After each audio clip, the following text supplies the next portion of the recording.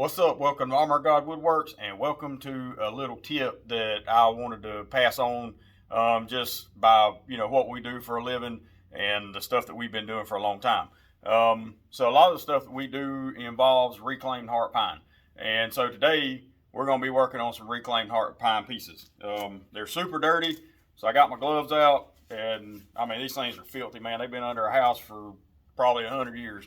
I actually got to see them tear this house down and watched the process of it and helped load it in a barn and went and salvaged some of these pieces for a countertop that we're going to be building. It's a 36-inch wide, 48-inch long heart pine countertop.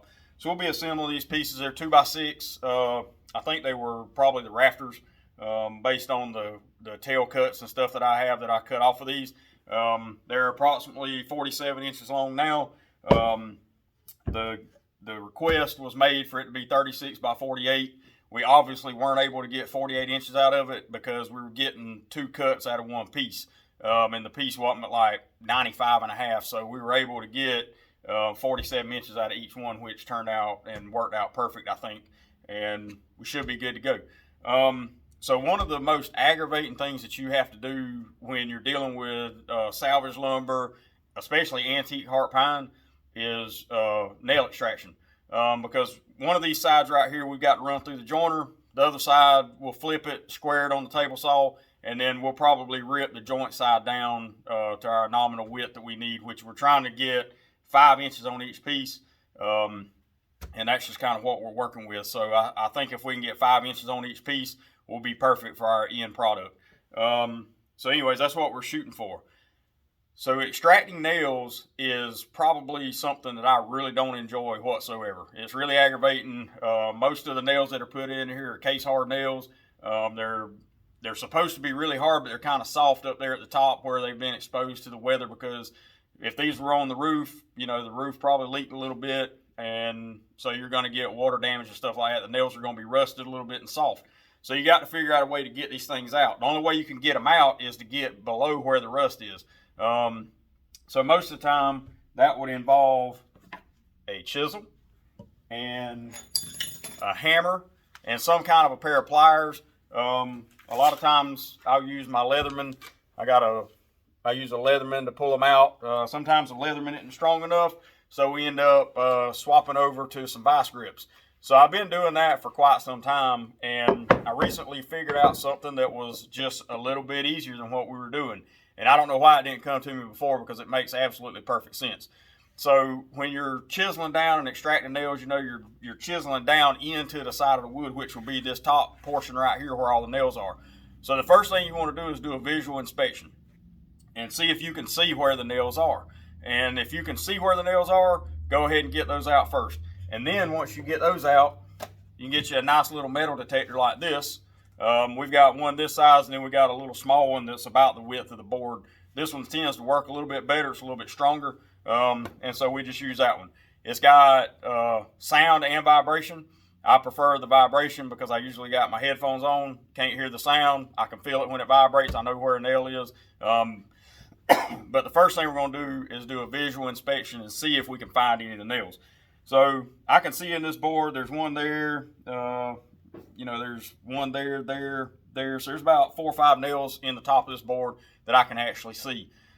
So I know that I'm going to have a good deal of work trying to get those out. It will take, to chisel all that out, you're looking at 10, 15 minutes to get down deep enough to actually be able to get down in there with something and pull them out. So that was the old way I used to do it. I figured out something really cool, and this might help you later on down the road to speed up the process of removing nails. So what I did was I've got a plug cutter set.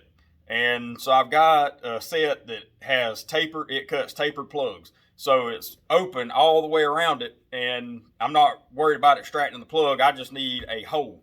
You can't do this with like a regular drill bit, because you're going to just tear the nail up all the way down and tear the drill bit up. So the plug cutter is the best thing to use. So what I use is a 1/2-inch plug cutter, and you can see it makes a perfect hole all the way around where the nail is.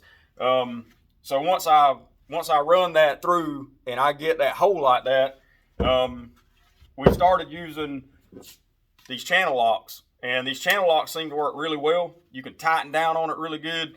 Sometimes it'll pinch the top of the nail off, and you got to get down in there and get a little bit different bite. But it works really simple, and it's actually sped my process up a lot. So if you're into antique heart pine and any kind of antique salvage wood that's going to have nails in it, get you a set of plug hole cutters. It doesn't have to be an expensive set. It can be some cheap something. I think ours came from Lowe's or wherever. And I mean, it's a set that I don't really care if they get messed up or not, because I'm probably going to be hitting nails with them. So don't go out and spend a pile of money on those plug hole cutters, because the plugs aren't really necessary. You're just trying to get down there and extract these nails out. Get you a really good drill press. I got a 17-inch Shop Fox drill press. It works great doing this. It's really fast, and it'll plunge down in there about, it looks like it's about 5/8 of an inch or so, and that'll give you enough room to get your channel locks down in there. Now, if you use a smaller plug cutter, you're going to have to get a smaller set of channel locks. So I've got 2 sets of channel locks that we use. I got this bigger set of Irwins, or actually this is a smaller set of Irwins, so it's got a smaller head on it. And this is a bigger set of Craftsman, and it's got, you can see the mouth on it is a lot wider.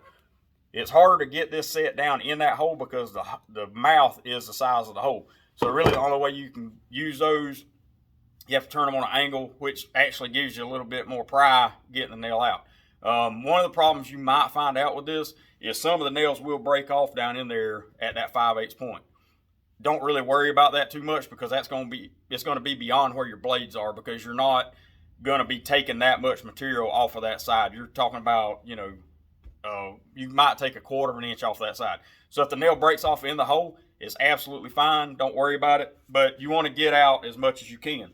So the basic process of doing this, open your channel locks, and you want to get them as tight as you can. And so I'm going to stick it down in the hole and grab the nail, and you just very slowly, you don't want to put any speed on this, and you just want to very slowly start working that nail out. See, it broke. The end of it broke, and I got it in my channel locks. Open it up, get that piece out of there, get you another bite on it, and grab it as low as you can, because you're going to use the side of that hole as leverage to pry these nails out. And just take it easy, man. These things, the nails are tapered, so you know that the hole is smaller at the bottom, so once you get it to ever break free from that resin, it's going to come right out. So once I get the nail out, there it is. Came out super easy. So anyways, that's a tip from Armor God Woodworks of how to extract nails from heart pine lumber. And, if you're new to the channel, like, subscribe to the video, or subscribe to Armor God Woodworks. If you've been here before, welcome back. You know what our content's about. We're here to help you, and we want you to help us. I appreciate all the suggestions and the comments that we get on our videos, and I love answering questions. I love interacting with everybody that's on the videos. And so if you have any questions, leave them below, and I'll answer them when I can. And y'all have a blessed day.